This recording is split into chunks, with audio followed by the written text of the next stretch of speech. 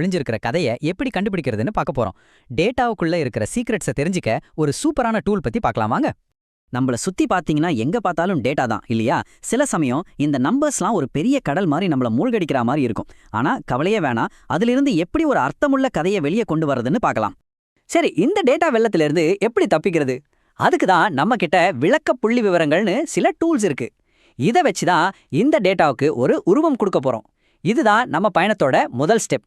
சிம்பிளா சொல்லணும்னா, இந்த டூல்ஸ் என்ன பண்ணும்னா, ஒரு பெரிய டேட்டா மாலை எடுத்து அதோட முக்கியமான அம்சங்களை மட்டும் அழகா சுருக்கி நம்ம கிட்ட காட்டும். அதாவது ஒரு படத்தோட ட்ரெய்லர் மாதிரி. எந்த ஒரு பெரிய அனாலிசிஸ் பண்றதுக்கு முன்னாடியும் இது ரொம்ப ரொம்ப முக்கியமான முதல் படி. சரி, வாங்க உள்ள போலாம். ஒரு டேட்டா செட்ல அதோட சென்டர் பாயிண்ட் இல்லனா ஒரு டிபிக்கல் வேல்யூவை எப்படி கண்டுபிடிக்கிறது, அதுக்கு என்னென்ன டூல்ஸ் இருக்குன்னு இப்ப பார்க்கலாம். இது நமக்கு நல்லா தெரிஞ்ச ஆவரேஜ் தான். ரொம்ப சிம்பிள். எல்லா வேல்யூஸையும் கூட்டி மொத்தம் எத்தனை வேல்யூஸ் இருக்கோ அதால வகுத்துடணும். உங்க கிளாஸ்ல ஸ்டூடெண்ட்ஸோட ஆவரேஜ் மார்க் என்ன, இல்ல ஒரு கம்பெனியோட மாச ஆவரேஜ் சேல்ஸ் எவ்வளோ, இதுக்கெல்லாம் இதுதான் வழி. இப்போ மீடியன், அதாவது இடைநிலை, இது ஒரு வேற மாதிரி சென்டர் பாயிண்ட். எல்லா டேட்டாவையும் ஏறு வரிசையில அடுக்கும்போது கரெக்டா நடுவுல என்ன நம்பர் வருதோ அதுதான் இது. இதோட ஸ்பெஷாலிட்டி என்னன்னா, இப்போ ஒரு ஏரியாவில் வீடு விலைகளை பாக்குறீங்கன்னு வச்சுக்கோங்களேன். அங்க திடீர்னு ஒருத்தரோட வீடு மட்டும் பல கோடிக்கு போகுது. அப்ப ஆவரேஜ் விலை ரொம்ப அதிகமா தெரியும். ஆனா மீடியன் பாத்தீங்கன்னா அந்த பெரிய விலையால பெருசா மாறாது. அதுதான் நமக்கு ஒரு உண்மையான நடுநிலையான விலையா காட்டும். அடுத்து மோடு, அதாவது முகடு. இது ரொம்ப ரொம்ப சிம்பிள். ஒரு டேட்டா செட்ல எந்த வேல்யூ திரும்ப திரும்ப அதிகமா வருதோ அதுதான் மோடு. உதாரணத்துக்கு, ஒரு துணிக்கடையில எந்த சைஸ் ஷர்ட் அதிகமா விக்குதுன்னு தெரிஞ்சுக்க இது ரொம்ப யூஸ்ஃபுல்லா இருக்கும். சரி, ஒரு குட்டி உதாரணத்தோட இதை புரிஞ்சுக்கலாம். இங்க 5 பேரோட சம்பளம் இருக்கு. 50,000, 55,000, 60,000, 65,000, அப்புறம் $70,000. இந்த டேட்டாவை நல்லா பாருங்க. இங்க மீன், அதாவது சராசரியும், மீடியன், அதாவது இடைநிலையும் ரெண்டுமே $60,000 தான். கரெக்டா ஒரே மாதிரி இருக்கு. இதுக்கு என்ன அர்த்தம்னா, டேட்டா ரொம்ப பேலன்ஸ்டா சமமா பரவி இருக்குன்னு அர்த்தம். அதனால சென்டர் பாயிண்ட் ரொம்ப தெளிவா தெரியுது. ஆனா இப்போ கதையில ஒரு ட்விஸ்ட் வரப்போகுது. இதே குரூப்ல திடீர்னு $50 லட்சம் சம்பளம் வாங்குற ஒருத்தர் வந்து சேர்றாருன்னு வச்சுப்போம். இப்ப பாத்தீங்களா, அந்த ஒரு பெரிய நம்பர் உள்ள வந்ததும் என்ன ஆச்சுன்னு? சராசரி, அதாவது மீன் எங்கேயோ போயிடுச்சு. கிட்டத்தட்ட $8,58,000 எகிரிடுச்சு. ஆனா மீடியன் பாருங்க, வெறும் 62,500 தான். லேசா தான் மாறி இருக்கு. இதுல இருந்து என்ன தெரியுது? சென்டர் பாயிண்ட் மட்டும் தெரிஞ்சா பத்தாது, அது முழு கதையும் சொல்லாது. ஆமா, சென்டர் பாயிண்ட்டை மட்டும் பார்த்துட்டே இருந்தா பத்தாது. அதுக்கு மேலேயும் நாம யோசிக்கணும். டேட்டாவோட ஸ்ப்ரெட், அதாவது பரவல் எப்படி இருக்கு, அதோட கேரக்டர் என்னன்னு புரிஞ்சுக்கிறது தான் நம்மளோட அடுத்த ஸ்டெப்.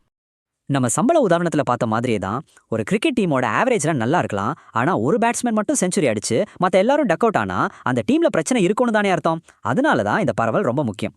பரவலை அளக்கிறதுக்கு ரொம்ப சிம்பிளான வழிதான் ரேஞ்ச். அதாவது இருக்கிறதுலே பெரிய வேல்யூவுக்கும் சின்ன வேல்யூவுக்கும் உள்ள வித்தியாசம். ஒரு நாள்ல அதிகபட்ச வெப்பநிலைக்கும் குறைந்தபட்ச வெப்பநிலைக்கும் உள்ள வித்தியாசம் மாதிரி. இது ஒரு பேசிக்கான ஐடியாவை கொடுக்கும். இப்போ இன்னும் கொஞ்சம் ஆழமா போலாம். வேரியன்ஸ், அதாவது மாறுபாட்டெண். இது ஒரு பவர்ஃபுல்லான மெஷர். ஒவ்வொரு டேட்டா பாயிண்ட்டும் சராசரியிலிருந்து சராசரியா எவ்வளோ தூரத்துல இருக்குன்னு இது கணக்கு பண்ணும். ஆனா இதுல ஒரு சின்ன சிக்கல் இருக்கு. வேரியன்ஸ் டேட்டாவோட யூனிட்ஸை ஸ்கொயர் பண்ணிடும். உதாரணத்துக்கு, நம்ம டேட்டா டாலர்ல இருந்தா வேரியன்ஸ் ஸ்கொயர்டு டாலர்ல இருக்கும். ஸ்கொயர்டு டாலர்னா என்னன்னு கேட்டா நமக்கு புரியாது இல்லையா? இந்த பிரச்சனைக்கு ஒரு அருமையான தீர்வு தான் ஸ்டாண்டர்ட் டிவியேஷன், அதாவது திட்டவிலக்கம். இது வேரியன்ஸோட ஸ்கொயர் ரூட். அதனால இதோட யூனிட் நம்ம டேட்டாவோட ஒரிஜினல் யூனிட்லயே இருக்கும். இப்போ யோசிச்சு பாருங்களேன், 2 இன்வெஸ்ட்மெண்ட் ஒரே ஆவரேஜ் ரிட்டர்ன் கொடுத்தாலும் உன்னோட ஸ்டாண்டர்ட் டிவியேஷன் அதிகமா இருந்தா அது ரொம்ப ரிஸ்கான முதலீடுன்னு அர்த்தம். சிம்பிள். பரவலை அளக்க இன்னொரு முக்கியமான டூல் இருக்கு.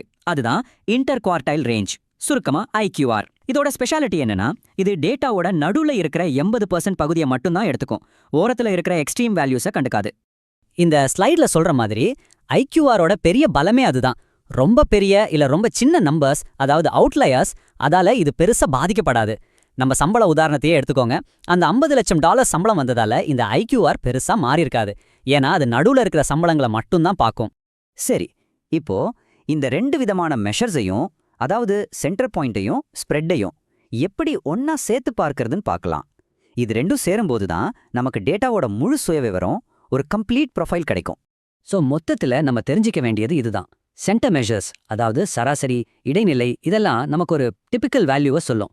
ஸ்ப்ரெட் மெஷர்ஸ், அதாவது ஸ்டாண்டர்ட் டிவியேஷன், IQR, இதெல்லாம் டேட்டாவோட கேரக்டரை சொல்லும். சென்டர் பாயிண்ட் பிளஸ் ஸ்ப்ரெட், இது ரெண்டும் சேர்ந்தாதான் நமக்கு முழு கதையும் புரியும். இப்போ இந்த முக்கியமான கருவிகளை பத்தி உங்களுக்கு தெரிஞ்சிருச்சு. இனிமே உங்களை சுத்தி இருக்கிற நம்பர்ஸையும் டேட்டாவையும் நீங்க பார்க்கும்போது அதுக்குள்ள ஒளிஞ்சிருக்கிற கதையை உங்களால